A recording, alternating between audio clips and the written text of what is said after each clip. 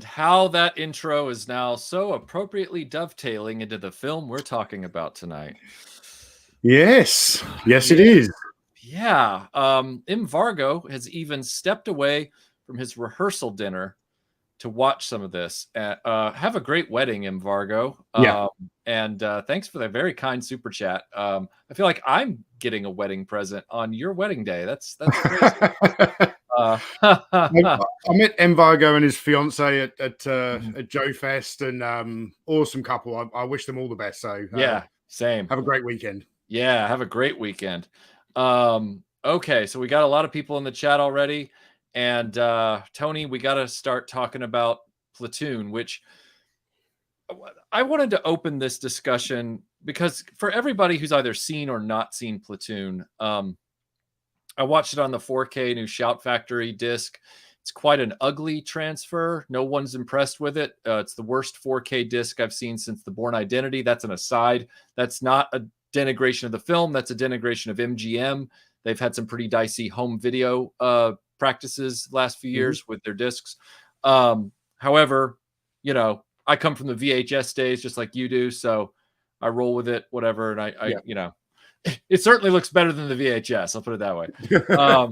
But anyway, so I was putting this thing in and I was watching it, and I wanted to ask you, in 1986 over in the UK, if Platoon had the same dominating iconography that it did in the United States. Because at the time that it came out here, the poster, that image of Willem Dafoe, the logo, was everywhere. And it became this staple of, you say Vietnam movie, people think Platoon. And that carries through almost to this day. Like, you think Vietnam movie, it's either Platoon or Full Metal Jacket, and then you start thinking of all the others, like We Were Soldiers and things like that. But those are like the two. And I'm going, maybe you think of Hamburger Hill. Maybe that's like, you know, and that's a really good movie. I'm not saying to anybody listening that I don't think that movie's good by my inflection. What I simply mean is Platoon became the Xerox term for photocopying. Like, it became that for Vietnam movie, was Platoon. Was that the same way over there? Yes, it definitely was. So I was 9 years old when the film came out. I don't know when I first watched it. Probably when it came out on VHS when I was 10 or 11. But yeah, I remember there was a lot of hype in the media. It was, the posters were in the newspapers. And obviously, yeah, it went on to win 4 Oscars. It was a huge thing. It had a very big cultural impact in the UK, and the UK was not even involved in the Vietnam War. It was just this great. It was a historical moment in cinema, which is something interesting for us to look back on, I suppose. Yeah, the thought that I had when the credits rolled on this viewing of Platoon, because if I'd seen it in its entirety prior to this, it was 30 years ago. Like, I might as well have been watching it for the first time. And when the credits rolled on it, I thought, I know this is an award-winning film, and I know that Vietnam was really on our minds in the late 70s to the early 80s. But is it possible that this movie got a lot of acclaim because a lot of people back then were on cocaine? Is it possible? Because, and the reason I say that is, before I get into my own personal opinions about the film and before we really start talking about it, this gets back to what you and I've talked about before, Tony, when we've mentioned Saving Private Ryan, where people think that Saving Private Ryan is like this defining World War II movie. And I raise my hand and I say, that's not possible, because it's not based on anything real. Like Omaha Beach is real, but the story that defines the title, Saving Private Ryan, is not a real story. Therefore, ergo, this movie cannot be the definitive film about this conflict, because while I enjoy films like Where Eagles Dare and things like that, I would never say they are the defining World War II movie. That has to be something based on something real that is then depicted, for me anyway. But Platoon is kind of in the same bucket, where it's like it's using Vietnam as a backdrop to tell a fictionalized drama about an internal conflict in a platoon. Like, it's not. Am I wrong? Like, am I wrong?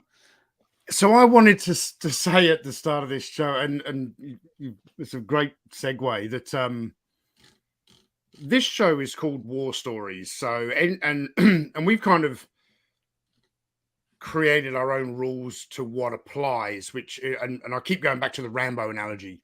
Rambo 3 fits War Stories because it is around a real First Blood is not in a war, and First Blood Part 2, you know, the war was long over. Right. So, you know, obviously, and Rambo 3 is a completely fictional thing. Sure. This here is so you just said, you know, this uses the Vietnam War as a backdrop to tell a drama. This is a fictional crime story. Right. Yeah. So this is Michael and Tony War Stories, the Law and Order edition. Well, don't. Yeah. I think it's really worthwhile pointing out when this film came out in 1986. Up until that point, the movies that had either been set in Vietnam or had covered Vietnam, we'd had First Blood, about a returning veteran. The Deer Hunter, which I have never ever understood why people praise that film. I find it a slog to get through. Yep. Apocalypse Now. Yep. Which is more of it's an adaptation of Heart of Darkness, just set in Vietnam. Right. It's a psychedelic journey into, you know, the Heart of Darkness, into madness, I suppose. Right. This was very much pitched as the first real Vietnam War film. They made a big deal about the fact that it was written and directed, and also has a cameo from the director, which is very bad. Yeah.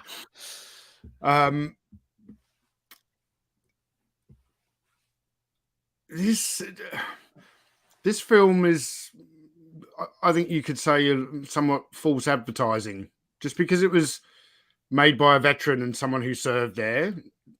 That does not absolve it of criticism of what the film itself is. And I'll be honest here. I probably first watched this film at around 10 or 11 on VHS, around the same time that I was also watching Hamburger Hill, Full Metal Jacket. I was also watching, you know, I was still watching films like The Wild Geese, and I just consumed all of those kind of war films at that age in my life. And Platoon was not in one of my favorites, but I would rewatch it, and I would rewatch it. I revisited the film probably about 7 or 8 years ago, and I think I've watched it a couple of times since then. And, you know, through my own life experience, I view this film through a very different lens. You know, we don't think the same way. None of us think the same way we do in our 40s that what we did when we were 11. Yeah. I have a lot of problems with this film. Yeah. Yesterday you said, you know, there are parallels to, you know, to this film and Fury. You know, Fury, I find an incredibly offensive film. I don't think this film goes quite so far. But yeah, I remember at the time there was a lot of news articles talking about the veterans reacting to this film. Yeah. And, you know, this is the first time I've seen my experience up on the screen. It's like, I know, you know, Vietnam was a horrendous war. There was a lot of awful stuff that went on, but there is so much packed into a very short, plotless story. It's just ugliness after ugliness after ugliness. There's a lot more to it than that. You know, I've watched a lot of interviews with Vietnam War veterans. I've been to Vietnam myself, and I've through my trips to Vietnam, where I went on a battlefield tour where I wanted to visit battles where Australians had fought, their major battle at Long Tan. And I ended up meeting a whole bunch of veterans, Australian veterans of the war, who later on in life kind of went back to Vietnam to try and gain some kind of closure and help with their mental health, and ended up feeling more accepted in Vietnam than they did at home, and they now live there. Right. And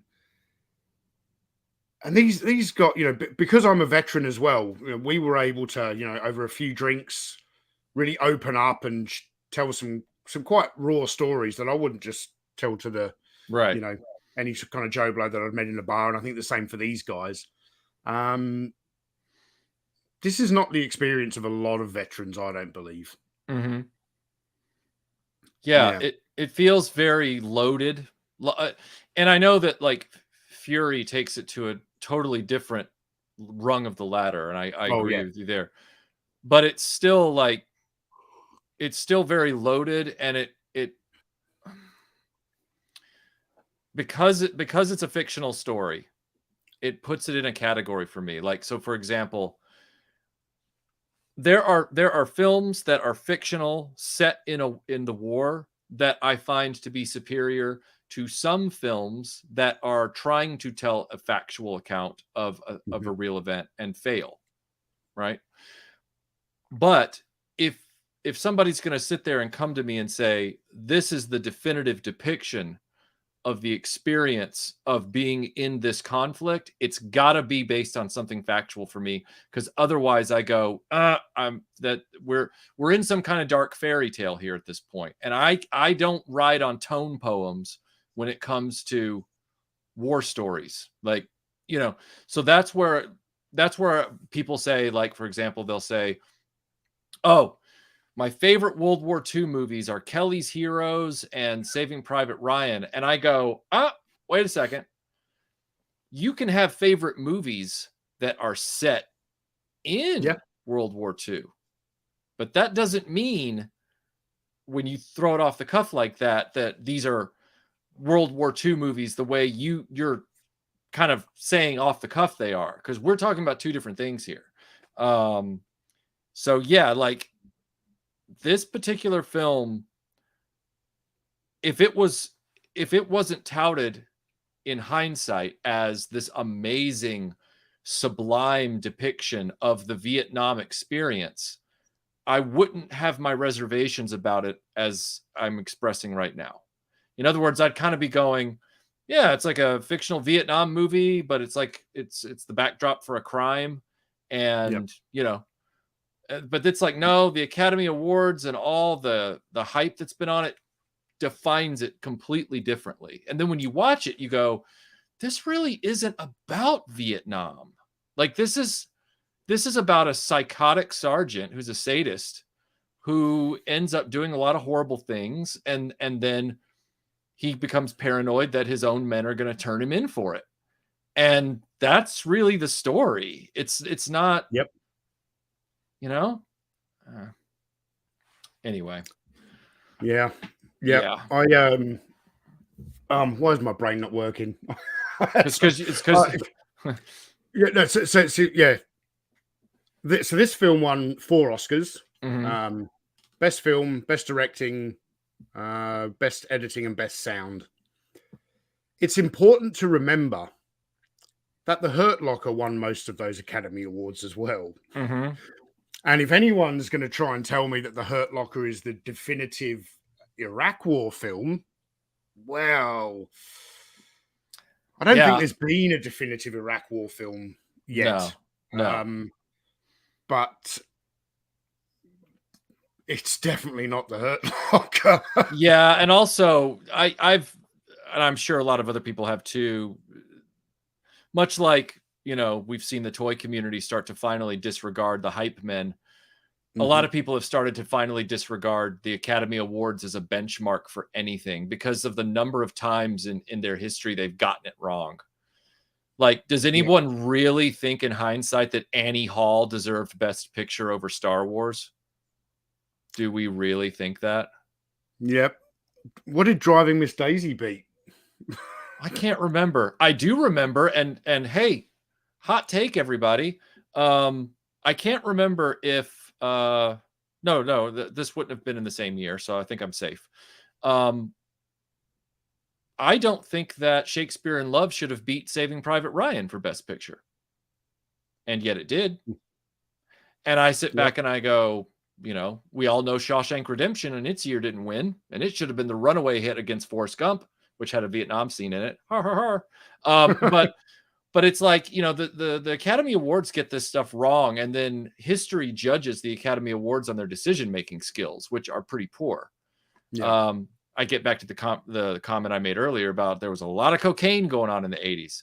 So a lot of those Academy voters at the time, you know, they were acting like that guy in RoboCop with those two prostitutes in his apartment.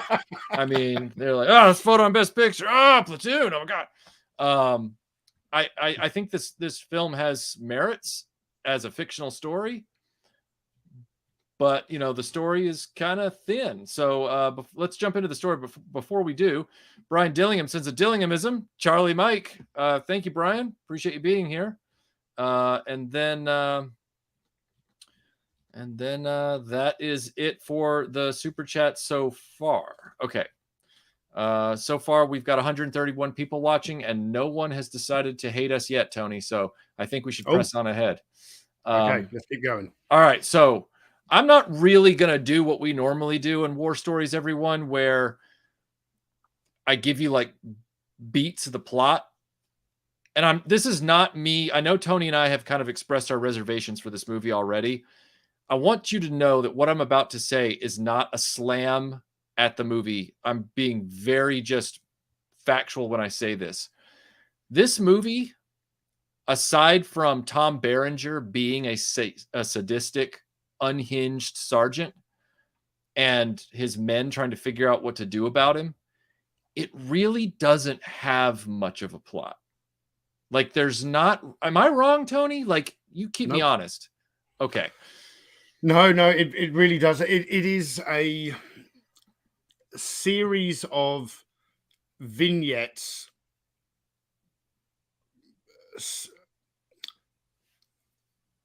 posing as this is the experience of the Vietnam soldier. So what it's like to dig a foxhole, what it's like to go through just patrol through the jungles of Southeast Asia, what it's like to be on an all-night ambush, what it's like to get attacked by mosquitoes. Oh, hey, American soldiers smoke weed in the war. All of it. Oh, yeah.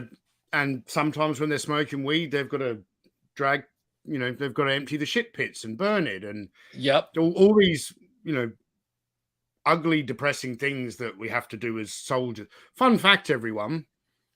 I know I'm jumping well ahead into the movie here, but there is that scene where the guys are kind of, be on some kind of a punishment, and you see everyone walking into a wooden hut and they're having a shit, and it's going into cut down 44-gallon drums, and they're dragging it out and they're burning the shit. My fun fact is that we still do that today. I have had to burn 44-gallon drums of shit in Iraq. It's not something that was, we moved on from. Right. That was the 1960s. We were still doing that in 2010. So, Chris, I just want to tell you that I don't have any issue with anybody liking a movie or anything at all. But if you're new around these parts, you'll know that I really like jumping on anybody that says "to be fair," because guess what? Corporations, Hollywood, other people on social media, when have they ever exhibited fairness? If you think for a minute, and I'm not trying to lecture you, I'm trying to tell a joke that's also got a half truth in it. If you think for a moment that you doling out fairness to anything like that will be reciprocated by other people, I pray for you, because you're going to be on the back foot for a long time. So, no, I agree it's not as good as Shawshank, but you don't have to be fair. That's all I'm saying. Thanks for being here, Chris. Crunchy Cheeto Creations, thank you for the super chat. He says, looks like you two are holding hands. I guess if we had Charlie Sheen's left and right arm, maybe kind of, yeah. Look, what the audience doesn't realize is me and Michael are actually just sitting opposite the same table holding hands. Ah, right. Tony Robles, thank you for the super chat. Appreciate it. All right. So I have some broader things that I wanted to kind of talk about with this film, Tony, because you and I discussed this prior, and we knew that if we were going to talk about the plot, we would be done in 10 minutes, which that has its appeal. But but I thought when I actually sat down and really watched the movie and, you know, screened it really for the first time as an adult in 4K on a 75-inch TV and was just trying to soak it all in, I thought to myself, okay, there are a lot of cinematic topics that we can bring up here, as well as story points. But there's a lot of, because Oliver Stone is creating a fiction, and because he is putting his Oliver Stoneness on it, which is much in the same way as Oliver Stone to me is kind of like a fictional story version of a Michael Moore. He has an agenda every time he makes a movie. Mm-hmm. He's imposing his agenda on that film, and he uses some cinematic tools. The biggest of which is Charlie Sheen, because he's a huge tool. But he uses some cinematic tools to bring his film together, and I don't know if all of his decisions are really work for the film. But let's just start with the first one. So I have the arrival shot here of Charlie Sheen's character. Mm-hmm. I cannot remember his name. I remember Barnes and Elias. Those are the two people I remember. Yeah, Chris Taylor. Chris Taylor. Okay. So Taylor arrives in Vietnam, and there's a shot that for anybody who is a cinephile, however you pronounce that, you would sit up and go, I'm keeping a note of that shot. Mm-hmm. All right, so here's the shot.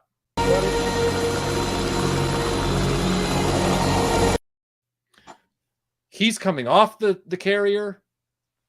A group of guys who are coming out of the suck are going onto the carrier. They're clearly on their way home because they can finally walk out of hospital, God knows. And I'm sitting there looking at this fresh-faced kid with the clean cap on and the clean uniform, and he's making eye contact with this dude who just looks like he's been through hell and back. Yep.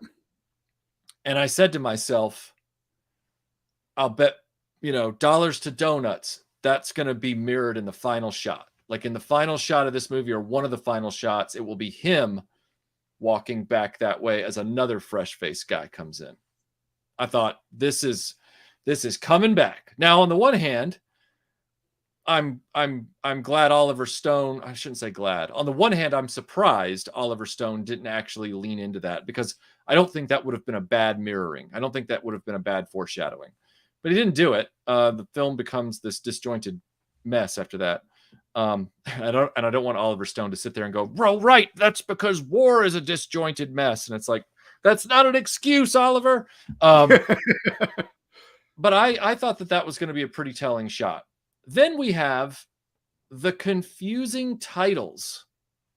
I don't know if you picked up on this, but I'm going to play a bunch of, I joined like 3 clips together showing the titles in the sequence in which they arrive. And then I'm going to explain why I was kind of like, All right, here we go.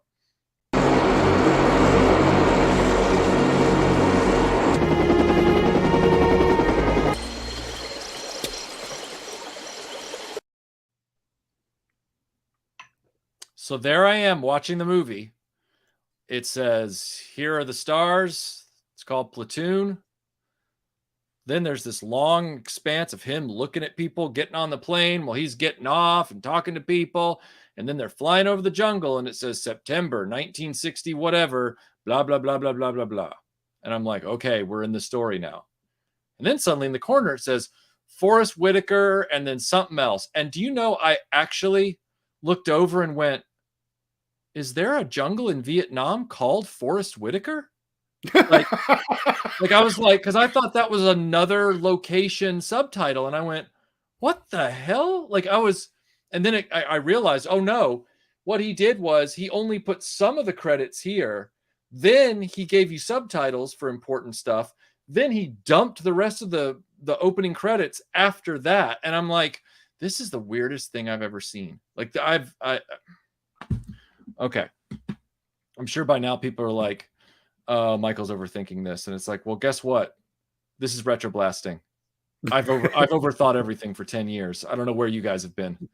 I think the reason that's never triggered anything in my mind is that I have seen this film a lot of times, especially, you know, in my very, very early teens, you know, from 11 to 13, 14, I would have watched this film 30 or 40 times, to the point where I don't need to read the subtitles anymore because I know they're near the Cambodian border. So, right. Yeah, I think perhaps if I'd only watched it once when I was young and then revisited it now at the age of 45, that might be something that stands out at me. Yeah, but, I really was. I was like, is there a location called Forrest Whitaker in the history of Vietnam? Is that what that? Oh, never mind. Like, it's very throwing. Mac Palmer, I don't. Was R. Lee Ermey in this movie? No. Okay, Mac, I think you're thinking of Full Metal Jacket. But maybe I'm wrong. Maybe he's in the background like everybody else. I mean, Johnny Depp is in this, and Tony Todd, and Keith David, and R. Lee Ermey does have a really small cameo in Apocalypse Now. He plays one of the helicopter pilots. You know, the Ride of the Valkyries attack. But no, he's not in this film. Yeah. And then Chris says, the only fairness I was referring to was at least the Gump versus Shawshank Oscar worthiness argument is between two great and well-liked movies, unlike Saving Private Ryan. Yeah, that's fine. That's fine. I'm just telling you, we've done a whole video called To Be Fair. So you might want to enjoy that, like, and go watch it. I'm referring to the fact that RetroBlasting as a channel has made the phrase "to be fair" like a thing. It's like a thing. Okay. Keith Holmesley has thrown us the hard question, Tony. I see what he's doing here. Look, I hope that this live stream series goes on for a decade, and there are a lot of films to cover. But the likelihood that me and Michael will go, "Hey, we just did Vietnam, we just did an Oliver Stone film. Do you want to do another Vietnam film and another Oliver Stone film and throw on top Tom Cruise?" We're not doing it next week, is what I'm saying, Keith. Right. Yeah. Richard, this is an open discussion here. There are no real definitives. So if you feel that way, great. But this is not that kind of discussion. Like, this is not a hype fest, or we're going to deconstruct this movie. We're going to talk about things that it does wrong and things that it does right. We don't operate on these absolutes. So if you think it's the bestest ever, then great. Like, you know, but again, that's not what we do here. Okay. So, Tony, this is the part that's going to not surprise you, that it pulled me out of the movie like you wouldn't believe. And it happens right after Taylor gets into his squad or his platoon, and they just cut to that very first trek through the jungle. They're patrolling around, and he gets attacked by ants or whatever. This right here is the moment where I went, for real?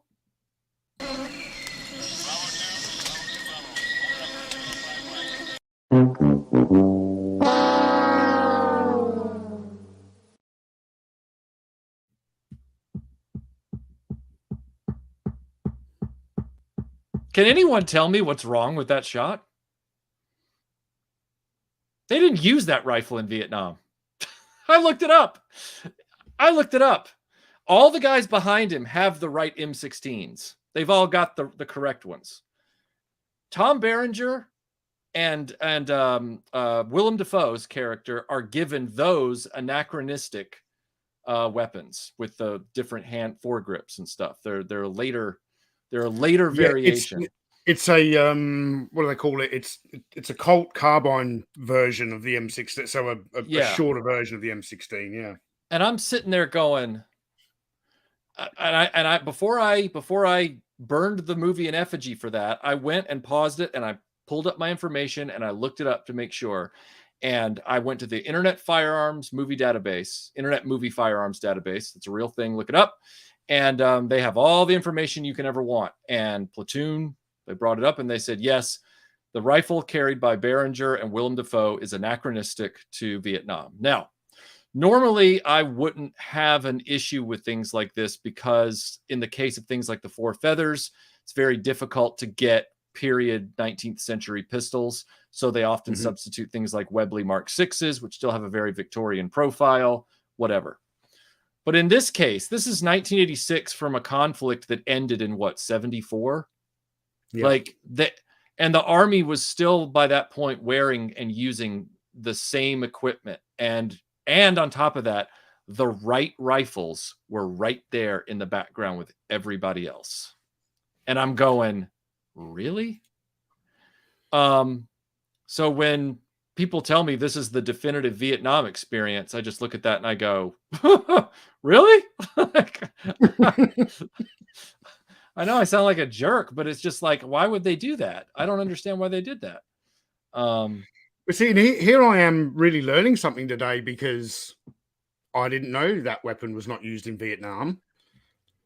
Most likely because, you know, when I was starting to learn about the Vietnam War is when I started watching films like this at the age of 9 or 10.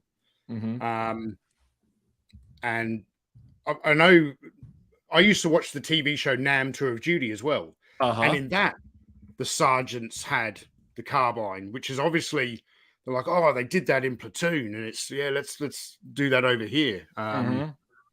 Yeah, in the live chat here, we've got God Tank says, did I miss it? He said they got it, they stole it off the dead body or something.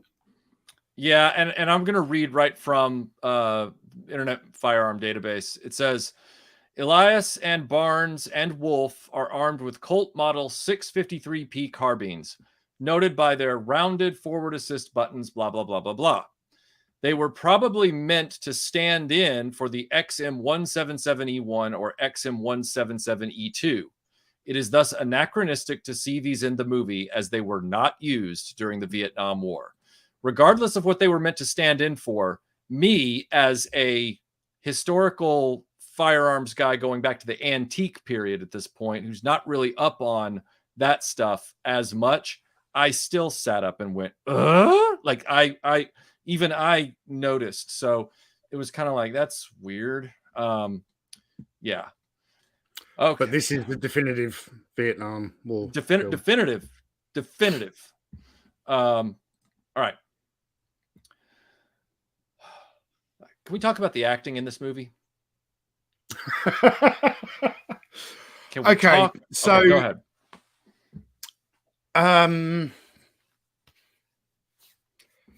The acting in this film, there are two good performances in this film, and they both come from the men carrying the incorrect rifles. I do think Tom Berenger, as despicable as his character is, his performance is good. Willem Dafoe's performance is good. Yes. All of the others, you can tell a lot of people this is their, you know, their first big break. People praised Charlie Sheen for his performance in this.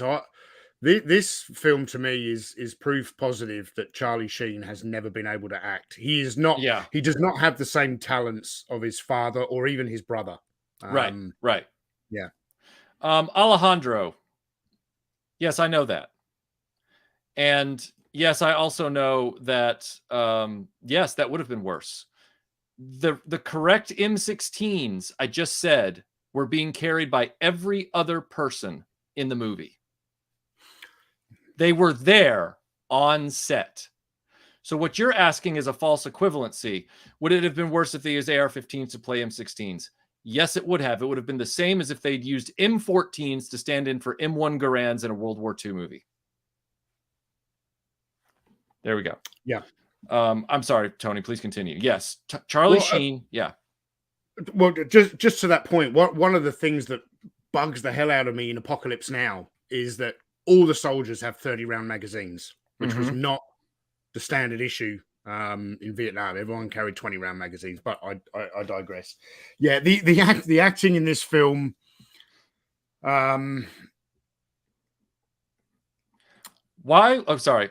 Why would I have noticed that if I didn't know about the XM series guns? Obviously, I sat up to make sure that I looked it up before this show because I knew about the XM guns and I knew that wasn't an XM gun. So, Jingizu, get off my back. All right, keep talking, Tony. Sorry. People are all up in my shit now about this stupid gun, but regardless of how you guys feel about it, it wasn't in Vietnam. Case closed. I was right. Get over it. Yep. The acting in this film, there's a lot of actors in this where it was their first movie role or one of their first movie roles, and a lot of people who went on to much greater things. I find John C. McGinley, I can't remember his character's name, Red, I think it is.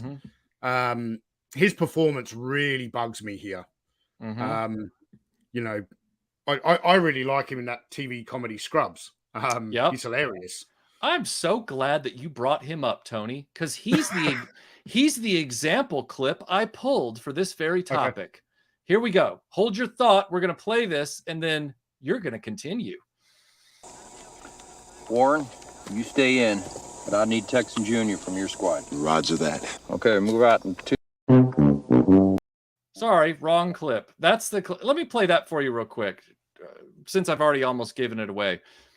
There's a sound mixing gaffe in this movie that's bizarre. You will hear the dominance of the bugs in the jungle, and then suddenly when Tom Berenger talks, there are no bugs in the jungle anymore. In the same scene. Ready? Go. Warren, you stay in, but I need Texan Jr. from your squad. Roger that. Okay, move out in 2.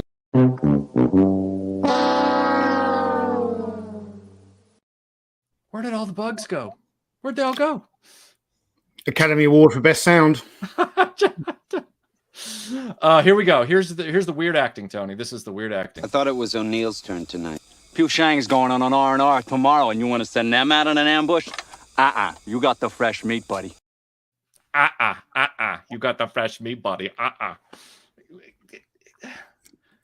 The acting is so stylized. I'm not really sure. I'm not really sure what Oliver Stone was thinking. Look, there's I know there's so many people in the chat here who are cinephiles and have read about Vietnam, so people are going to know a lot about the behind the scenes stuff of Platoon.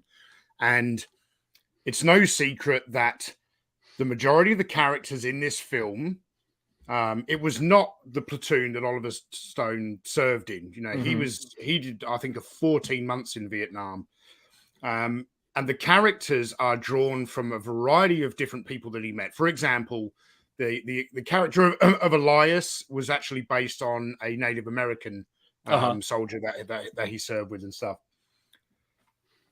And I think, I feel as though Oliver Stone kind of looked back and went, right, I served a long time in the military.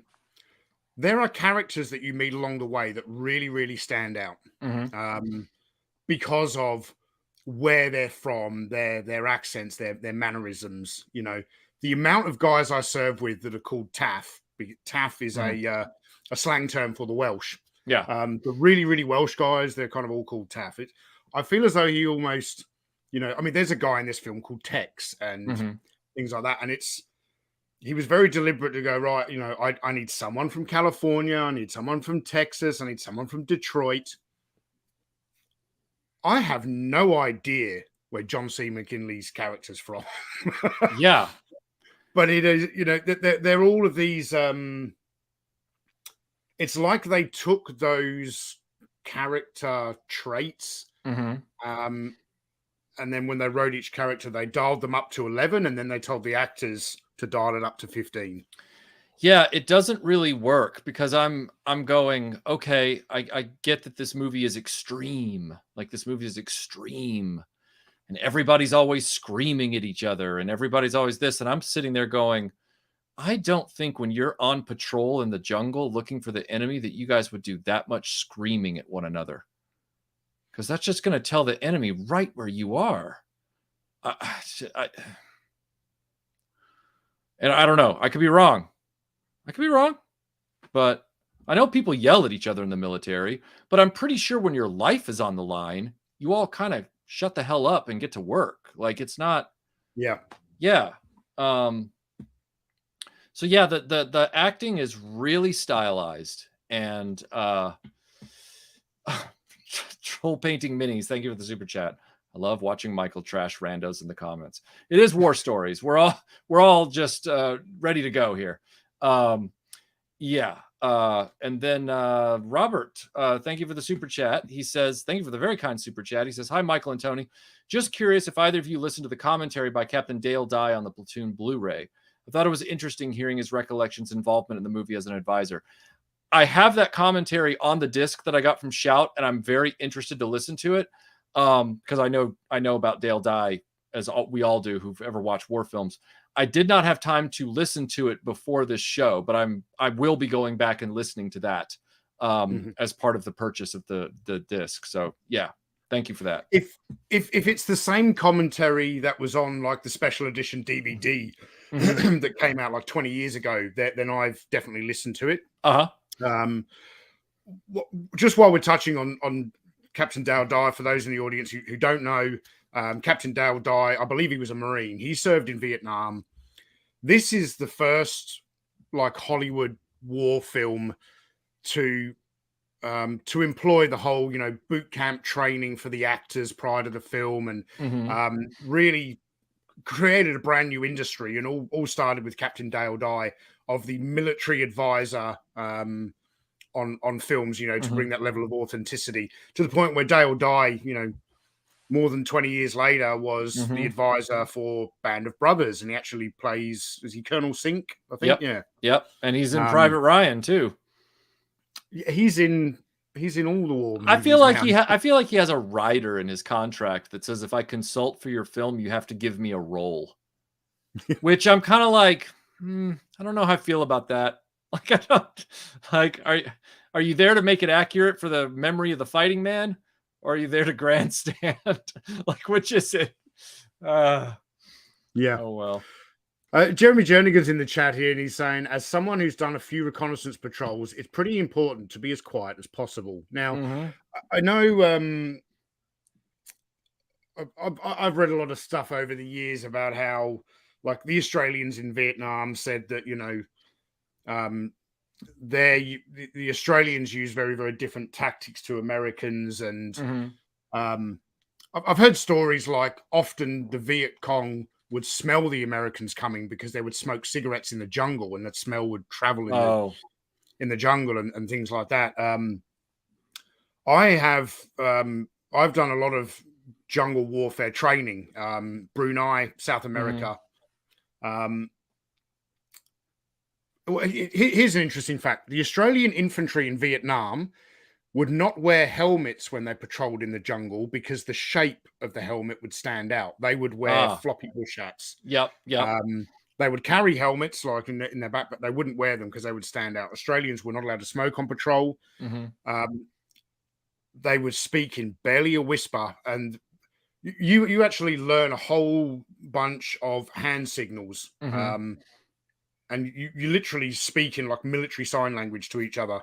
Yeah. So I watched this opening scene of them patrolling through the jungle, and they're yelling at each other. Like one guy's carrying the M60 over his shoulder like this. And it's like, when you come under attack, do you know how long it's going to take you to get that weapon into a position where you can fire? And I'm not saying it's inaccurate, but it's not very good tactics either. Yeah, it's like the pose you would strike for a Polaroid. Yeah. Sure. When you're back at the fire base, you're posing for a photo with your buddies. Yeah, I gotta send this back to my folks. Yeah.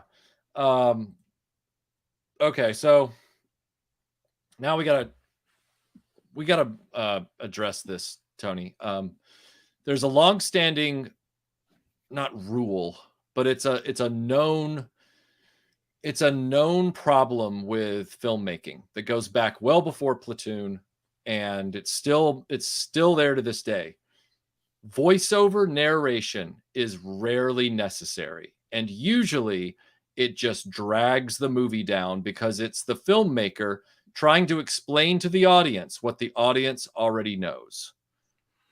And or telling them what they should be thinking. And in this particular film, it's right on the nose. It's like, dude, we don't need this narration from Taylor, do we? I would love it if someone could remove the narration from this film. Yes. Show the film to someone who has never seen it before. Mm-hmm. And then ask them what they got out of it. Yeah. And they're going to pick up the same thing that we all did. It's really not needed. Yeah, and so here's just a brief clip of the narration. I don't know what's right and what's wrong anymore. The morale of the men is low. A civil war in the platoon. We've already seen all that. We know the morale is low. We know he's having problems in the group. We know he's having doubts. We know he's having this, all this kind of stuff. And you say to yourself, why are we having to listen to this? What I was reminded of when I was listening to it was, if you've seen the comedy Basketball, they have to do these things called psych outs to the other players, where they distract them from making the shot by all these zany means necessary. And in one particular case, the guy just puts in a cassette into a little stereo and starts playing the most boring audiobook you can imagine and makes the player fall asleep. That's what I thought of. And so that, like, I don't know what's right and what's wrong anymore. The morale of the men is low. A civil war in the platoon. Can you help her? Lady, I repair cows, not people. His disjointed voice seemed to become... I mean, like, I don't think that narration adds anything to the story. And as a matter of fact, I think it's bad enough. And I don't mean Charlie Sheen's performance. I mean, the nature of voiceover narration damages most stories on film. Look at Blade Runner as the perfect example. Take that narration away and the movie improves by 100%. And, they force them to do that narration at the last minute because that's what hacks do. And I'm just like, this is not good. Like, it's very, very... Melinda's got a great point. She said, in movies like this, narration just means you think the audience is too dumb to figure out what's happening. Yeah. There is an ongoing... thread's not the right word. There are multiple scenes of dialogue right throughout this film. You learn very early on in the film that the guys are doing a year in Vietnam. They talk about 365 and a wake up, and they're always asking each other, how many days you got left? Right. And they say to Taylor, like, he's got 332, and he's like, oh man, you got to think positive, like you're 30 days in or whatever. That's going on all the way through the film, right? Yeah. There is a piece of narration after the first patrol in the jungle, I think, and then they're back at the fire base, and the character of Taylor is digging a foxhole. And in the narration, he says, I don't think I can keep this up for a year, Grandma. Yep. Completely unnecessary. The whole idea of these guys, and that was something that really happened in Vietnam. The guys would count down their days. Yep. Very few guys actually did exactly 365 days. Some guys left a couple of weeks early. In Oliver Stone's example, the actual director, he did 14 months. So yeah. This one of these scenes here is baffling to me because they make a big deal out of letting you know from the very beginning that Taylor is a brand new guy and everyone's trying to teach him the ropes, but he's narrating about how nobody wants to know his name because the replacements get killed and These guys are all survivors. It's the stuff we've heard in World War II movies as well. It's a thing. And he has to be on a shift for night watch at their position. And he's got these Claymore activators or whatever you want to call them, Claymore triggers. Crackers, we call them. Slang. Yeah. And they're like, look, you know, I think it's Barnes or somebody, or maybe it's not Barnes, maybe it's one of the other actors. He's like, don't you dare fall asleep. He goes, don't you dare fall asleep. And he's like, on your shift, you know, when you see something, if you see something, you do what you need to do. Well, the next moment, time passes. He clearly hasn't fallen asleep. He wakes up the guy named Junior, and he tells Junior, it's your shift, your turn. And Junior goes, okay. Sheen goes back to where he was. Junior immediately falls asleep on his gun. Like he doesn't even care. Sheen hears something, wakes up, looks, sees a bunch of Viet Cong coming in, waits a really long time. I don't know why he waited so long to do what he felt he needed to do. The other guy was asleep. And then all of a sudden, there's a big firefight because they finally, everything, you know, a guy gets killed in their platoon or squad or whatever because Junior immediately blames Sheen and starts saying he fell asleep on his watch. He fell asleep on his watch. This is the little moment here. He let him walk right up on us. He was sleeping on his goddamn ship. No, I didn't know. But he wasn't. He wasn't sleeping. And what I want to know, Tony, is nobody like bothers to check the time. Nobody bothers to go, well, wait a minute. This is your watch time right now. So why are you? And she never says check the time. The only thing he manages to get out is I didn't fall asleep. And it's like, well, yeah, you weren't even asleep on your own sleeping time, but why isn't anybody checking the time? Because Junior's just lying outright. And I'm going, this is a very simple solution. Like, what? Yeah. Am I crazy? Master Son has got a good point there. He's saying, yep, he could have just slept through and never woken Junior up. But the fact that it's not addressed. So from my own experience, right, when we have to do, you know, the night watch in the British Army, it's called Stag, and it goes in a rotation.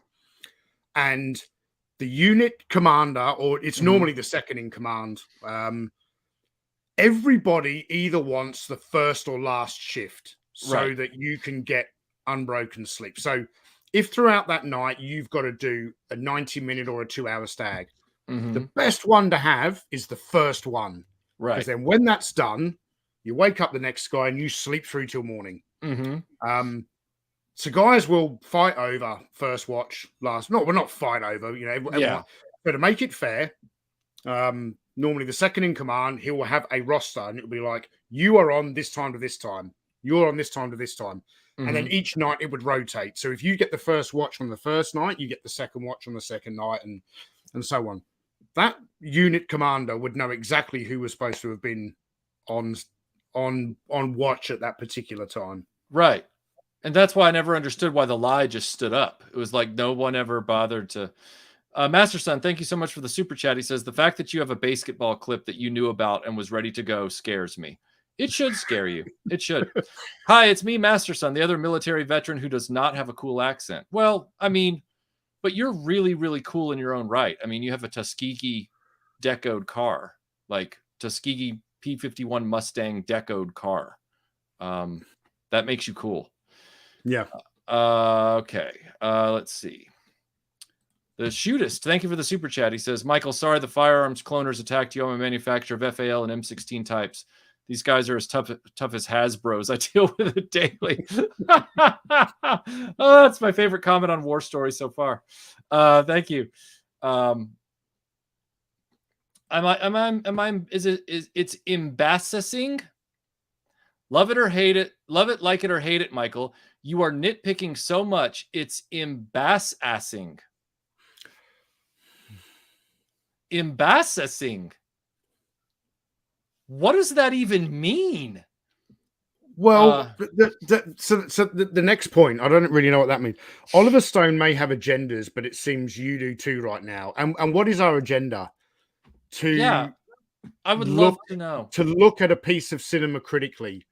We're not judging Oliver Stone as a person or his military. So I would never judge a man for his military service.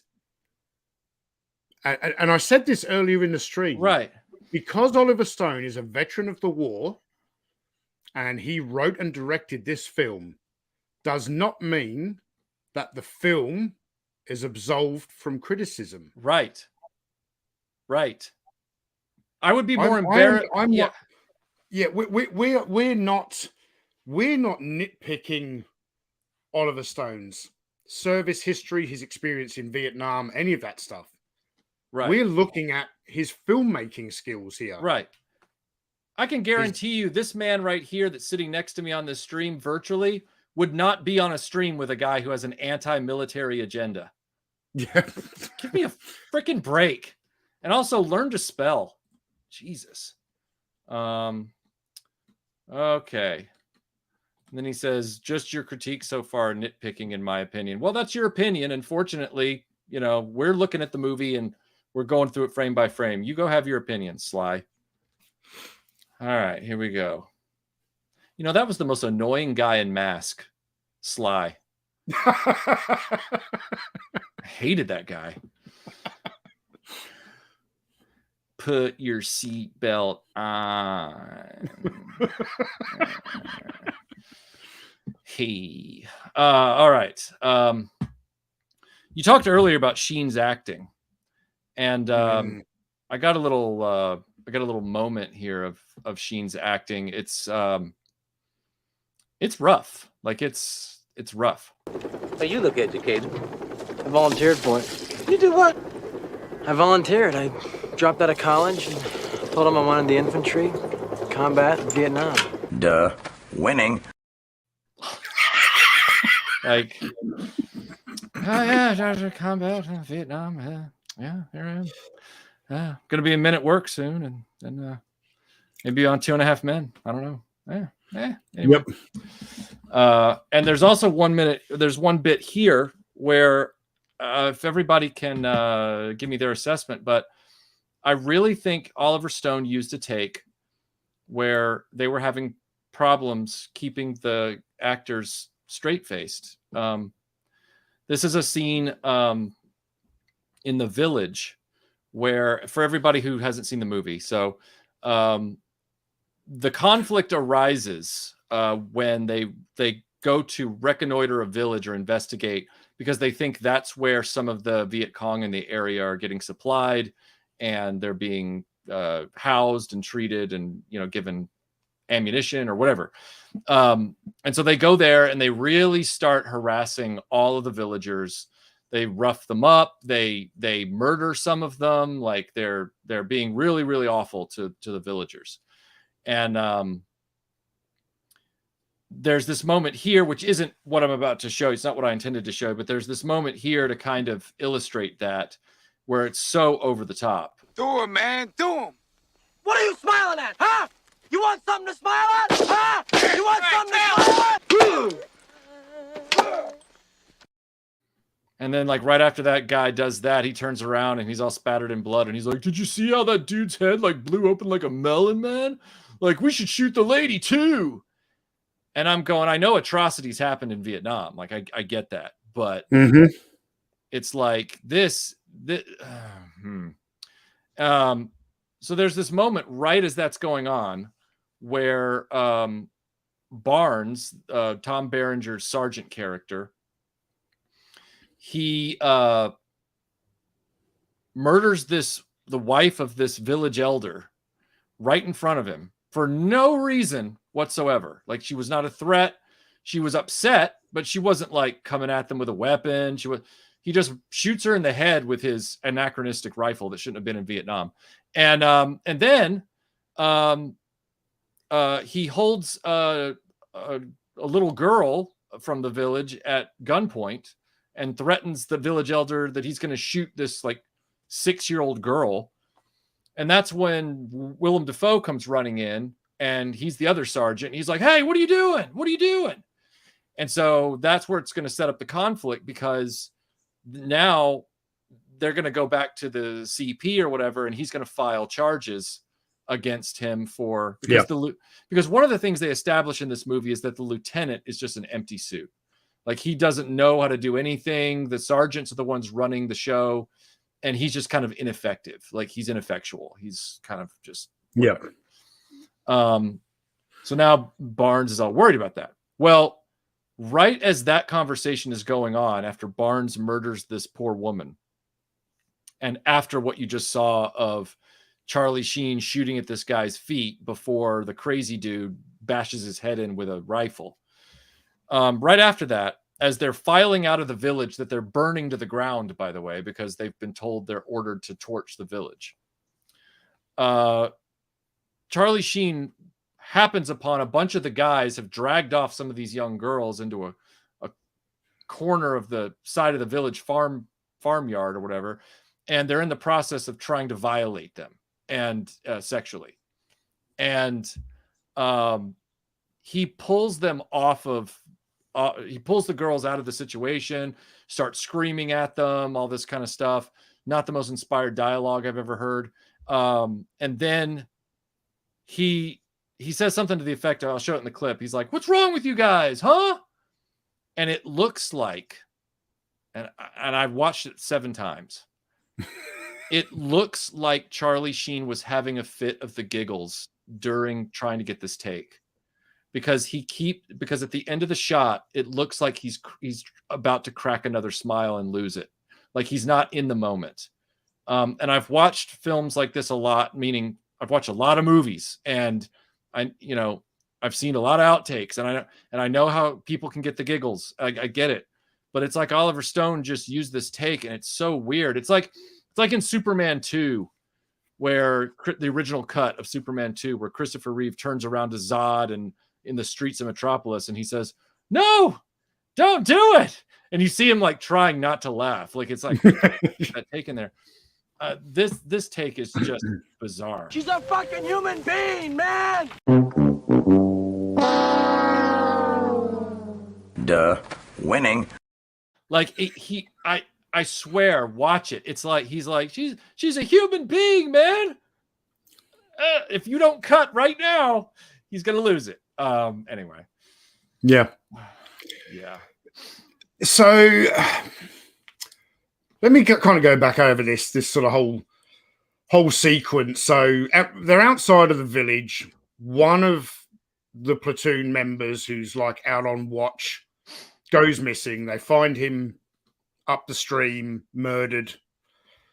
So they go into this village and they're angry, and they want vengeance. And I suppose that's the only reason for Sergeant Barnes's actions. But between in this very short window, we see a head.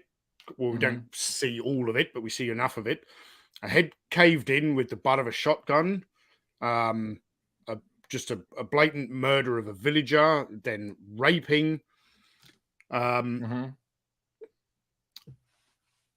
think what they're trying to show in the film is that Taylor's character does not have the courage to speak up against the fellow troops until he sees Elias do it. After he sees Elias do it, then he gets the courage to go and stop the other guys who are raping the villagers. But I want to dial it back to that scene in the hut with I think the character's name's Bunny, where he bashes in the skull, and John C. McGinley's character is like, man, leave now, and nobody saw a fucking thing. Would you, when you are still, 332 days left or whatever it is, you're going to sit next to that guy in a foxhole for the better part of a year? Like a total psychopath? Yeah. And Master struggle with it. Yeah, and Master Son says it's not really over the top that type of stuff happened, rarely, but it did. I'm not referring to the incident itself. I'm referring to the way they portrayed the actor's reaction to it. In other words, they make him out to be this Looney Tunes, I just like murdering people. You want to get in on this? Hey, man, did you see the way that head popped like a melon in the brains, man? That's the part where I go, I don't have any doubt for a moment that somebody's adrenaline runs high and they don't like the people they're fighting, and they war crimes happen all the time, sadly. That's a fact. That's not what I'm referring to. I'm referring to the way they characterize this guy's reaction to it, almost as if to overly denigrate the fighting man in this conflict is what I'm referring to. Yeah. Can you pull up the Doctor Who show, their comment there? Oh, sure. The Doctor Who show. Welcome to the chat. I don't know if I've seen you in here before. He said they're leaning very much into the My Lai massacre with that scene, and yes, very much so. So me and Michael are not saying that unlawful murders of villagers didn't happen. We're not saying that rape didn't happen. I'm not saying that people didn't bash in the villager's skull with the butt of a shotgun. Right. What I'm saying is not even popular culture, Western culture, since this film came out in 86 and won all the Academy Awards, they said this is the definitive Vietnam War film. This is the experience of the Vietnam soldier. Yes, they are leaning very heavily into the My Lai massacre, but this would be the definitive war film if the entire US Army was involved in the My Lai massacre. That is a small slice of the American soldier and their experience in Vietnam. That's my issue with Fury and other films like that. It's not to say that you can't. Casualties of War handles this a lot better, I think, with Michael J. Fox. Yeah.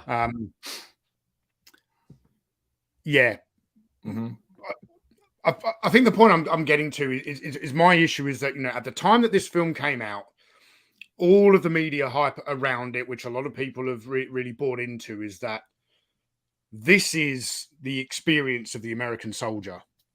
No, it's the experience of a finite number of them. And this film does.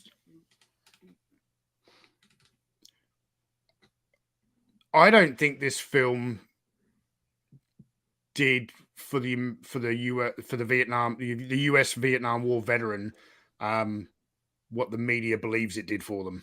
Yeah, because it can't. I think it extended the arm's length treatment of Vietnam veterans for a long time. I don't think this could not have helped the Vietnam veterans case with the general public. Yeah. Trolls, stop embarrassing yourselves with that agenda.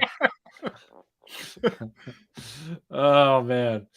And we have a super chat from the Shootist. He says, G.I. Joe Footloose for your Platoon play stories. Very true. Also, I believe the only G.I. Joe member of a Real American Hero who is an Eagle Scout, based on the file card. The more you know. The more you know. At this point in the film,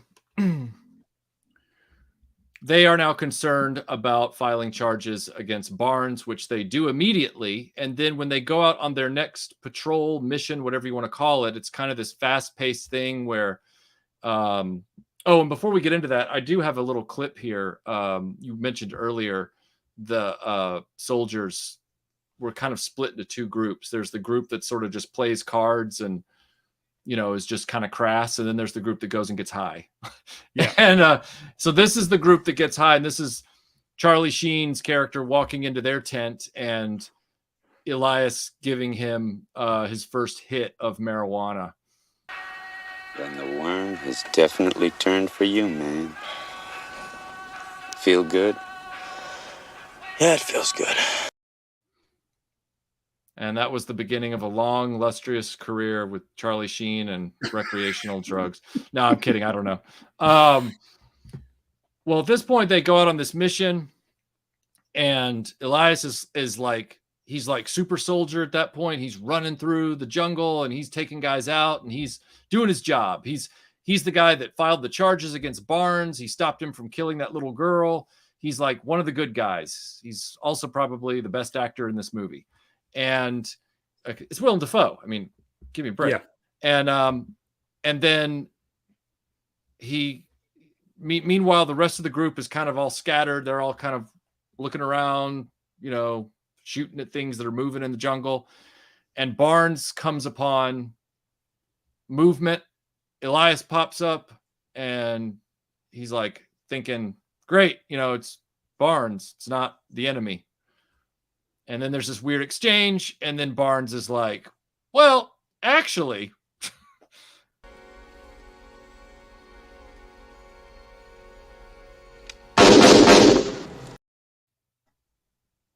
So now Barnes has committed murder,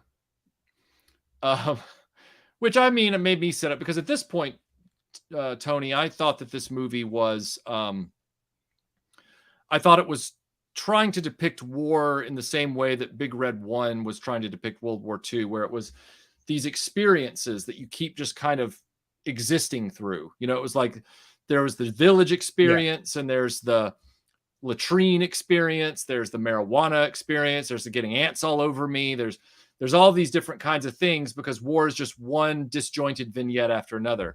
And then all of a sudden it's like, nope, it's Law and Order, like you said. Don't like now the guy who's had charges brought up on him is now an all out and out murderer.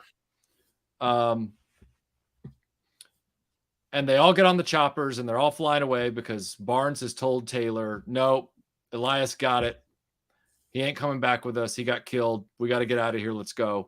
And as they're flying out in the Huey, suddenly they see Barnes with like, you know, bunch of bullet holes in him, but still alive, running out of the jungle with what looks like the entire Viet Cong army coming after him. And so they try and say, hey, we got to turn around. We got to use our gunships, try and stop these guys. It doesn't change the result. Barnes still gets hit by either enemy fire or helicopter fire. I don't know. And he gets killed. And that's the most famous. What? Go ahead.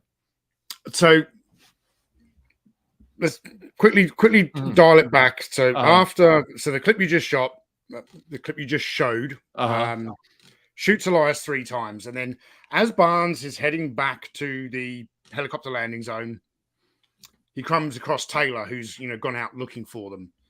And he's like, no, Elias is waiting. He's killed. And he goes and he's like, no, there's groups all over the place. We've got to get out of here. Mm-hmm.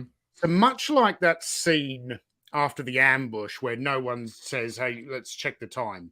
Mm-hmm. Whether he's dead or not, why didn't Taylor turn around and go, well, why aren't you carrying his body? Mm-hmm. Yeah. You just left him there? Right. Like that would stop you in your tracks. Going, exactly. Even if the Viet Cong had come, look, he could be. So that's really strikes me. And have you got a clip queued up here?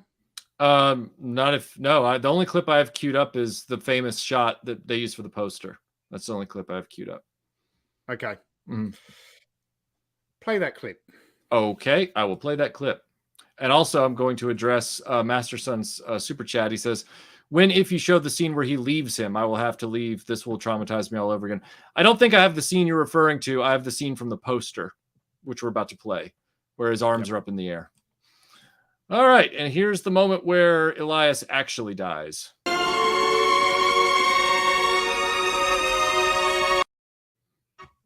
It's the poster shot. It's, yeah. Which is in a little extended part of that is in the intro sequence to the 4 Stories video. If you can remember, when this battle, this engagement, whatever you want to call it, when this first starts, it is pouring with rain. Right. Pouring with rain. The rain stops just as just prior to the scene where Elias and Barnes kind of come face to face, sort of thing. The rain in Southeast Asia does turn on and turn off just like that. Mm-hmm.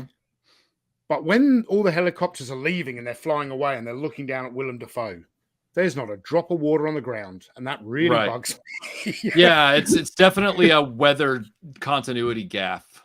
Yeah. I also noticed a number of shots in this movie where, and I know everybody, I know that it can rain when the sun is out, especially in the jungle. Okay, I know that that's not what I'm about to comment on. I'm about to comment on the fact that there's a lot of shots in this movie where it was clearly not raining that day and they needed a wide shot and they put like a bunch of rain machines in front of the lens. But, you know, you look through it and you go, there ain't no rain on any of those trees beyond this rain right here.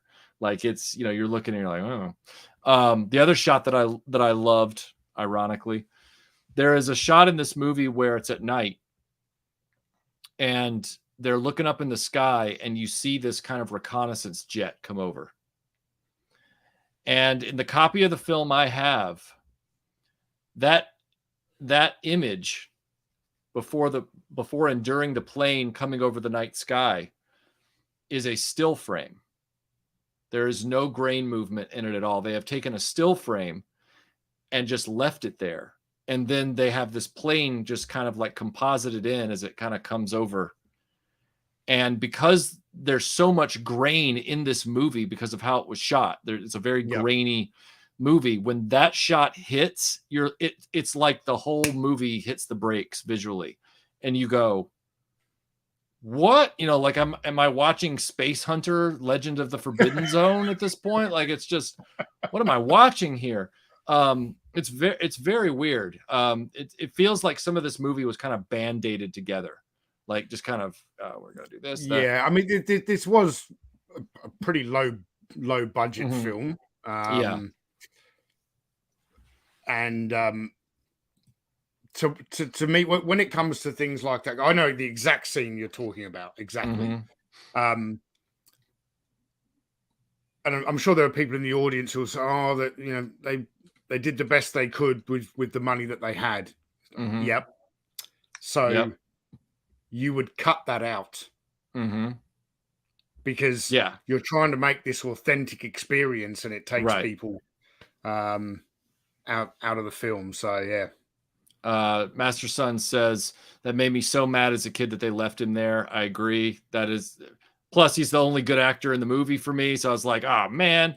And then he says, I will need to buy a toy, perhaps a Bionic 6 toy to make me feel better now. Sir, I say this with all the love in my heart. I can accommodate you and I shall. You will be getting a message from me soon and you will love it. I promise. Okay. There's really not a lot to cover after this as far as clips goes. It's just they get in another firefight later because they've had a reshuffle. Everyone's now nervous around Barnes.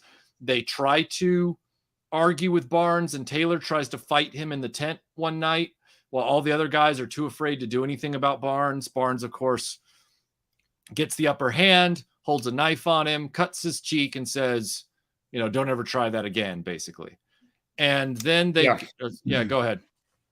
So I think so they're all obviously having this discussion about this, you know, we should frag him tonight, which for those who don't know that term, that was a term coined in Vietnam where they would like roll a hand grenade into someone's tent because American soldiers did kill other American soldiers. It's not. So they're having that whole kind of conversation amongst themselves before they realize that Barnes is actually just outside their bunker, drinking Jack Daniels out of the bottle. And there's a line from Francesco Quinn's character. He says, the only Barnes been shot 6 times, you know, it means he ain't meant to die. The only thing that can kill Barnes is Barnes. Right. Did you not find that to be like really just hammy dialogue? I did too. I was like, really? That's your excuse for not doing anything about the murdering guy in your platoon? that's your excuse. You're just going to say, oh, he's unstoppable. He's like the Darth Vader of Vietnam. There's nothing you can do. It's like, really? Oh, yeah. So in my own experience, if you had a guy who had been wounded 6 times, you don't talk about, he ain't meant to die. I don't know a lot of soldiers who would ever sort of think that. It's like, man, he's pushing his luck. Next time he's going to get it big time. That's how soldiers. Yeah. Yeah. So then they get to this final battle where it's at night. They've got some fixed emplacements. They're watching for the advance of the Viet Cong. Big offensive happens. They start trying to hold them back. Junior gets killed. The guy from Scrubs hides under a dead body to stay alive. And I actually, when I saw that, I went, you know what? Probably not the dumbest move at this point. Like, I was like, it's actually, all of a sudden you have become one of the smarter characters in this film. Right? I was like, okay, I'm with you on this one. Like, all right. And, you see a bunch of the guys that had hung on. Some of them had gotten wounded and then gotten out of there. Some of them got out of there because their time finally ran out over the course of the movie. Like Forrest Whitaker and Keith David kind of I think Forrest Whitaker was wounded. I can't remember if he got killed. And then Keith David got out clean. He was like, on a helicopter and gone. And so some of the guys had already kind of been peeling away. But some of the last guys like Junior and some of the others that held on, they'd been killed. Johnny Depp got killed earlier in the film. I don't even remember what happened to Tony Todd. Did he get killed? Did he leave? I don't know. I can't. I can't remember what happened to Tony Todd. Forrest Whitaker. He gets wounded in the previous battle in the rain. Right. The California kid, the blonde-haired kid. Obviously, everyone from California's got blonde hair. It's just right. Great casting. Master Son wants us to mention that Junior stabbed himself, I guess, when he fell or something like that. And then no. He's confusing Junior with another character. So Junior runs away, runs straight into a tree, knocks himself out, and then wakes up to the sight of a NVA soldier bayoneting him in the guts. Right. This is post the battle. It's the other guy who is in the foxhole with Taylor's character, who right near the very end of the film just grabs a knife and stabs himself straight in the leg because he wants to get medevaced out. Yeah. PM, don't worry about that. If that wasn't you, you have nothing to apologize for. There are a lot of scumbags on social media. Yeah. Not a problem. Yeah. So at that point, as the chaos reigns, Taylor gets up from a daze because he's all covered in mud and garbage and there's bodies everywhere. And he sees Barnes trying to get on his feet. He's all messed up. He picks up a muddy AK-47, walks over to Barnes. Barnes is like, go ahead, do it. And so he does it. He kills him. And at that point, when you're thinking about the movie, you go, wow, all those letters to grandma about this being a Vietnam experience and this kind of Ken Burns kind of thing they were trying to do is all out the window. As soon as he shoots Willem Dafoe, the movie just shifts over into, like you said, Law and Order. It's no longer the Vietnam experience, even though we know Americans committed murder on other Americans in that war. As in all wars, there is killing within the ranks. Like there is murder within the ranks if the campaign goes on long enough. But so he kills the guy, and then let's see. Tony's right. As a Californian, everyone here is either blonde or a Mexican. What are we referring to? Oh, you're referring to the surfer guy. Yeah, the surfer guy. Yeah. At this point, he's gotten his vengeance on this guy. He's served the cause of justice. It's battlefield justice for what this guy was doing to everyone. And he's sitting there exhausted amongst all the bodies. And this APC comes rolling up with a fresh bunch of troops. They're okay, everyone. I'm just gonna say, go ahead. But before Michael brings up this image, I've seen this film several times, and we discussed this just before we went live. I have never ever noticed this before.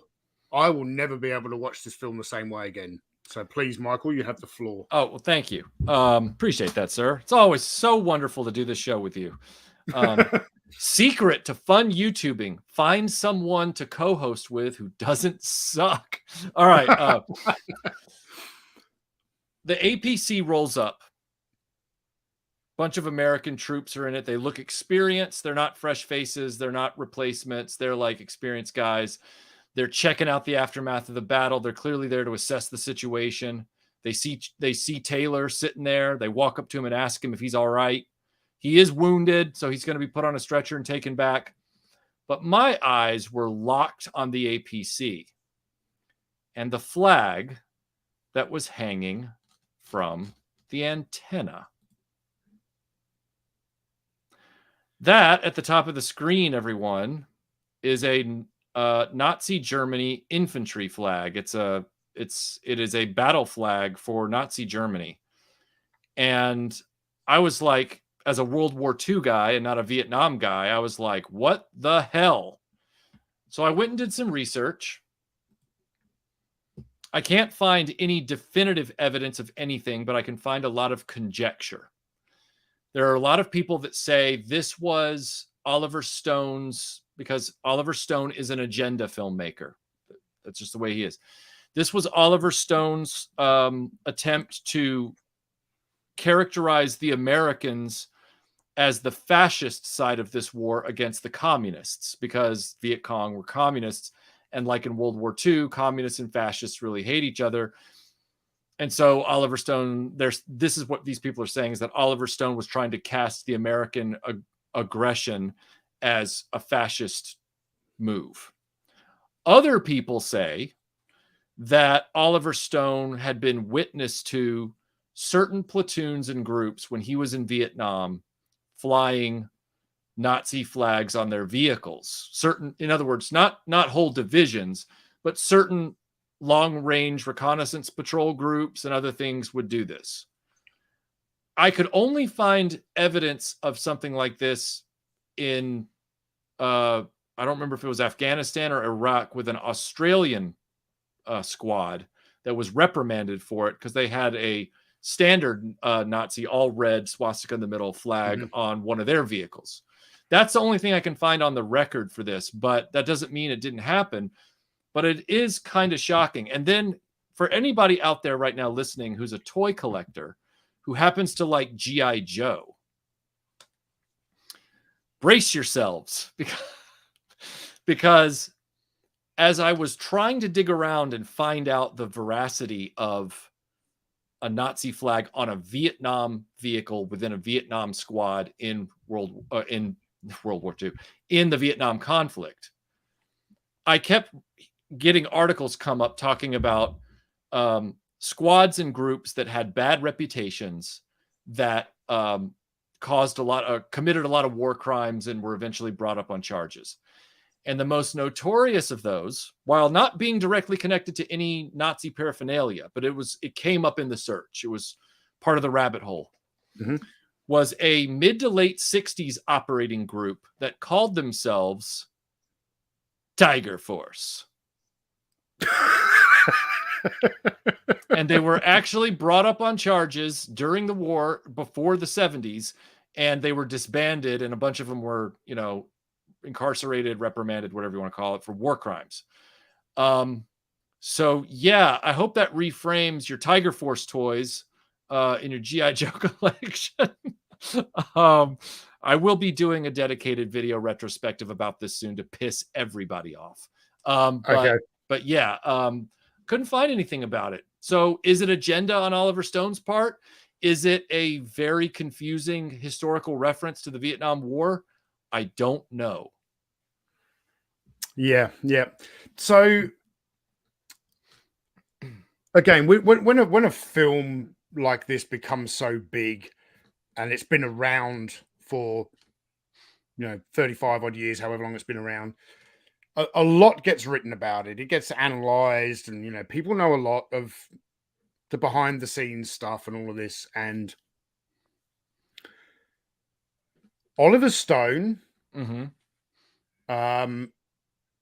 has made it known that he was someone who volunteered and served with a lot of draftees, and the character played by Charlie Sheen is in a way supposed to represent him. That's why we see it through this character's eye, which astounds me why he picked Charlie Sheen, the actor, for the role. It's like you're gonna have someone basically playing you in the film. I would have probably put Johnny Depp in there instead, but right. Yeah. So this is the definitive Vietnam experience. This character, the volunteer, is the character who you're going to watch this movie through. This is supposed to kind of parallel my experience, and the film ends with him murdering a sergeant. Yeah. I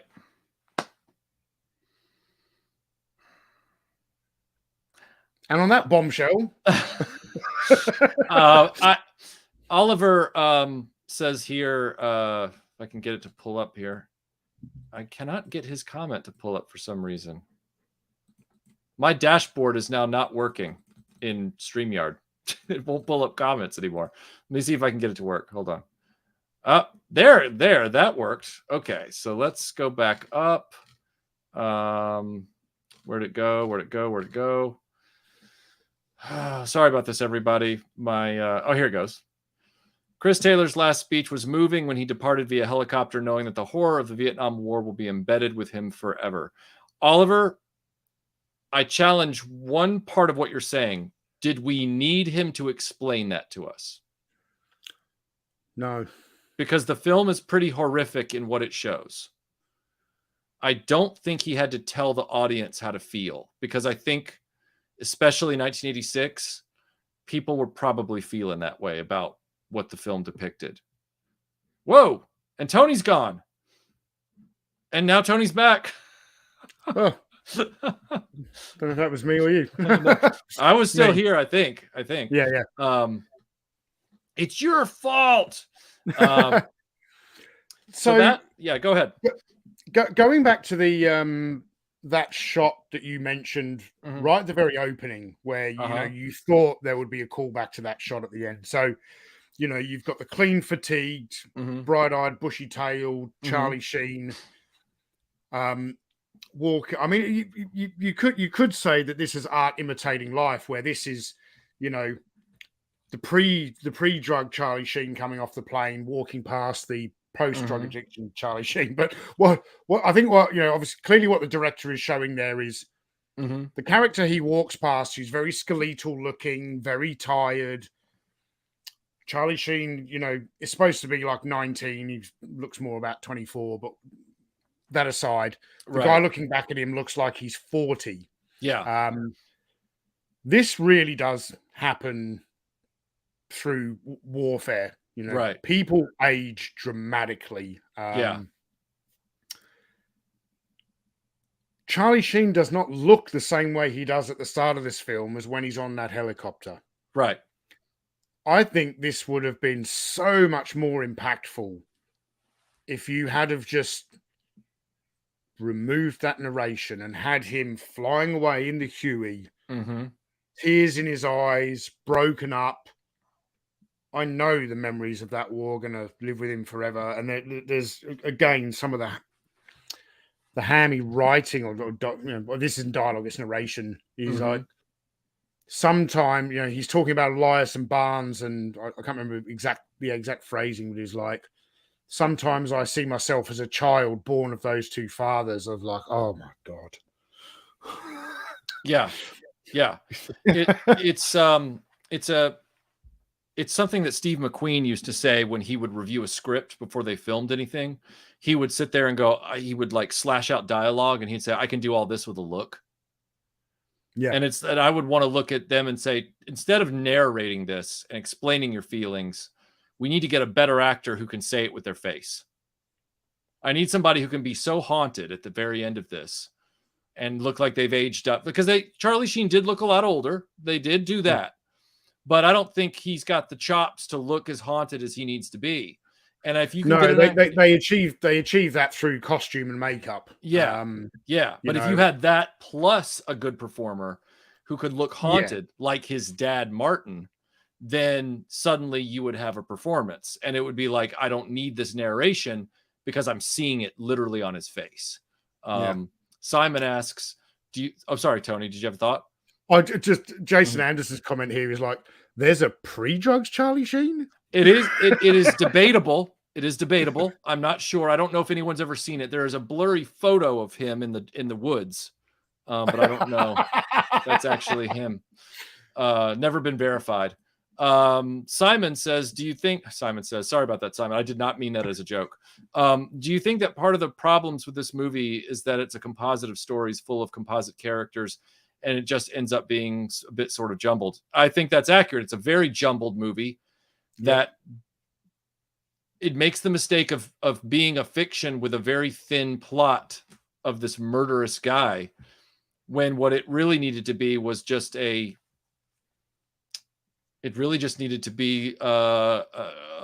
war film.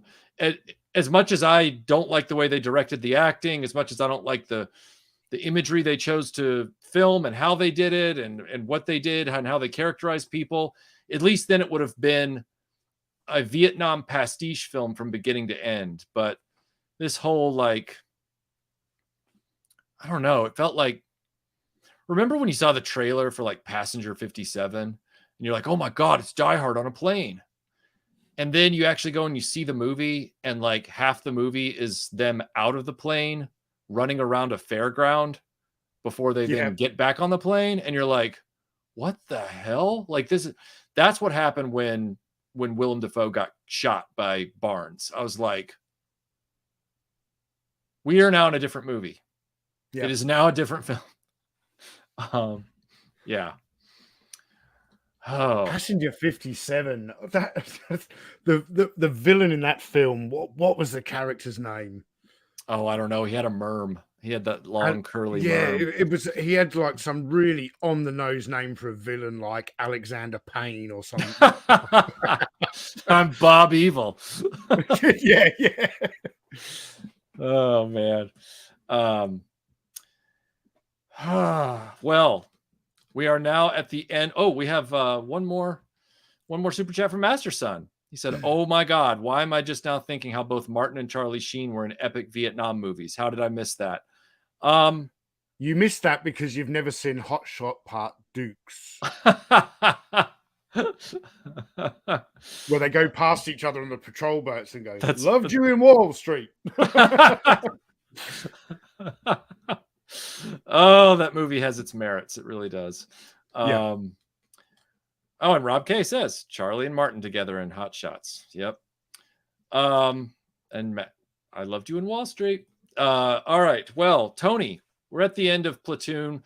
Do you think its reputation is still deserved almost 40 years on? No. Okay. I agree. Yeah. Anything else you'd like to say about this movie? I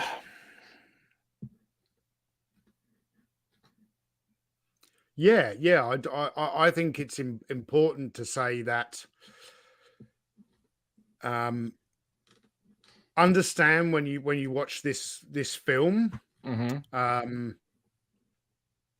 listen to anyone who tells you that this is a definitive Vietnam War film. Right. Because if you watch this film and you believe that, it is a disservice to the American Vietnam veteran. Agreed. Yeah.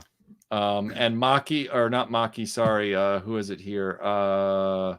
PM. No, that's Executive Decision.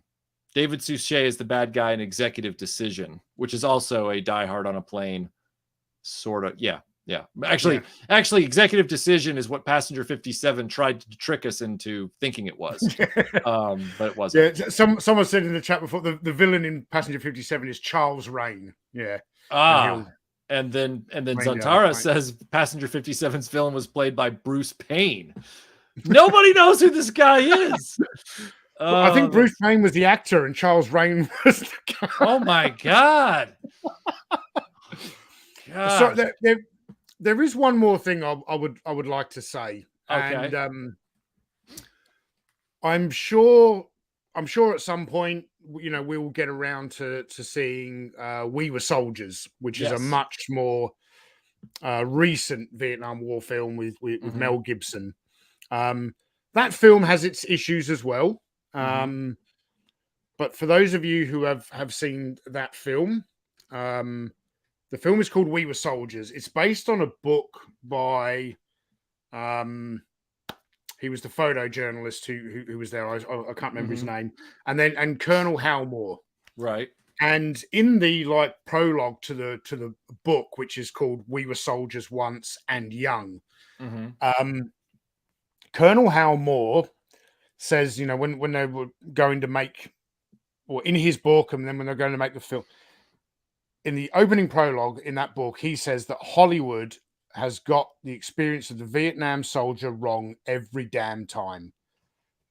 And I am convinced when he wrote that, this is the film that he had at the forefront of his mind. I feel like it has to be on some level. It has to be. This Green Berets, obviously with John Wayne, is right up there. The Deer Hunter has got to be up there in his mind as well.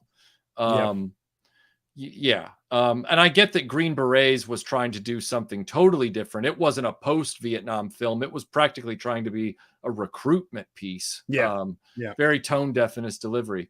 KBA, thank you for the super chat. He says, love this series. Hope to see you guys do Glory at some point. We will do Glory at some point. That is for certain. We will do Glory. That definitely counts.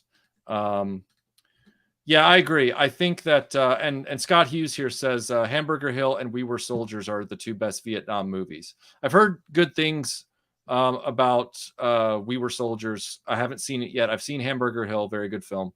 But I will be happy to watch both of these for this series. So, yeah. Well, what is our next movie, Tony? I don't know. Does Excalibur qualify as a war film? Can we prove that King Arthur existed? No, I think I know you wanted to go medieval, and I suggested to Michael yesterday, well, what about medieval Japan? I was fine with that. But if you don't want to do it now, that's fine too. No. Oh, well, okay. I really like you. I like to jump around the time periods. Yeah, and I like to go and watch films that I've heard a lot about, but I've never actually seen. Agreed. And I have never seen the 1985 Akira Kurosawa film Ran. Right. I've watched a lot of early. I own quite a large collection of early black and white Akira Kurosawa. Same. It's a film I've never seen, and I've heard it's not bad. Right. So I say we do that. If it's based on an actual battle or conflict, then yeah, I say we do it. Because some people here are saying, 13th Warrior, and I'm like, that's not a real thing. That's not real. Lady Hawk is not. Lady Hawk. Ron is not a historical film. It's not. It's there not. may be. We do have to stick to our rules. So I know. Like nearly all Akira Kurosawa stuff is like Japanese cinematic interpretations of a lot of Shakespeare. But we've established the rules for this series, and we do have to stick with them. But if you do a Google search for medieval war films, right, not a lot that comes up, and a lot that does come up, like Russell Crowe's Robin Hood. Yeah, I really don't think I could tackle Braveheart on this series. movies. That movie is truly like loathsome. And I don't have any, I'm not that I don't mean because of Mel Gibson or anything like that. I mean because the film takes such gross liberties with the history that are unnecessary, and you just go, wow, like Master Son. Sorry, go ahead. Melinda's just asking, what's the movie with the guys on the island who don't speak each other's language? Oh, that is Hell in the Pacific. Hell in the Pacific. Do you want to do that? I actually think we said that was going to be the first movie when we came back from Iconicon, and that's right, we did. We did. Okay, I will rip that movie for you so that you have it with the proper ending, because I have the disc. Because is there two different cuts? Is that right? The only difference between the cuts is the very end. It's like literally the last seconds are the only difference. It's not like there's like it's not like Kingdom of Heaven where the movie's like totally different, from one cut to the next. So I will get you that film, and I'll send it to you via file transfer, and then we can both watch that and do that. I know we're going back to World War II, but this is a very different, very cool film. It's set in the war, but it's not a battle movie. It's a survival film. It's pretty neat. It's a pretty neat movie. Right. And the audience will learn of my sheer love for Lee Marvin. I adore that actor. I love Lee Marvin. And we're getting the connection of Akira Kurosawa because Toshiro Mifune plays. Yes.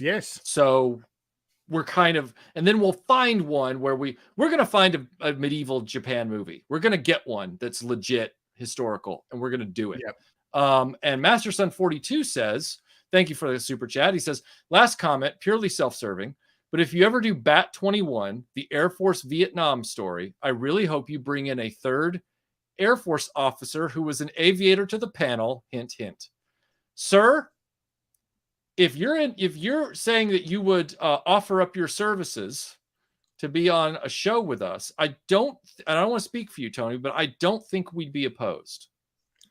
I love Master Son 42. So and that film stars Gene Hackman. I haven't seen it since the early 90s. But my brain is immediately going, you like that film? So and then George Aiken says, carry on up the Khyber. I think at some point we should do a comedy like that. I know everyone's going to be like, what about Kelly's Heroes? But I like the fact that this one's not set in World War II. Okay. And there's a lot of perhaps Hacksaw Ridge or Letters from Iwo Jima. Yeah, those are all options. All right, we got we did that one. We already did that one. It's in the library. You missed it. You got to go back and watch. We did that one. Okay. Mosul from Netflix. MASH. That's a Korea War film. Yeah, that's true. Let's see. I mean, let's face it. There's enough war films out there for this live stream series to go on for a decade. Yeah, we're gonna be decrepit and still doing it.